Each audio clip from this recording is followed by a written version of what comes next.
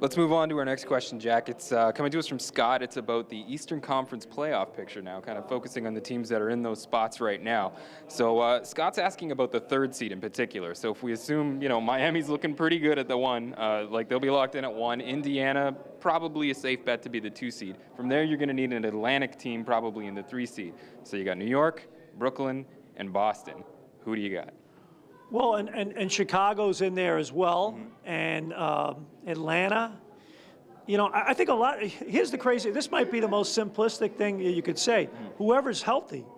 I think Chicago, if they get Derrick Rose back and they have, Heinrich and Taj Gibson or Rip Hamilton, then clearly in my eyes they're the third best team. But who knows if any of that will happen? I mentioned 4 guys. I don't know if any of them will be there. I think secondly, you look at Brooklyn, they've been just wildly inconsistent. New York, issues with health. Obviously, Amari Stoudemire out for a while. Who knows with Carmelo? And I think the Celtics, in spite of the fact that they had the injury to Rondo and Barbosa as well, and Jared Sullinger, they have found a way to solidify and be in a position where now they're just kind of taking care of business. So I think it's going to be a war of attrition. I totally agree with you. I think Miami, Indiana, but I think that third through kind of like 7th spot. I think 3.5 games. Yeah, all those teams I don't see Milwaukee going anywhere but the 8th. I think they're going to be the 8th seed.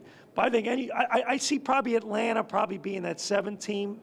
But you're right. I think between 3 and 6, it's going to fluctuate. And again, it's going to come down to who's healthy and who can string together a little run here. And quite frankly, none of them look like they can. And the team that's probably been most consistent is Boston.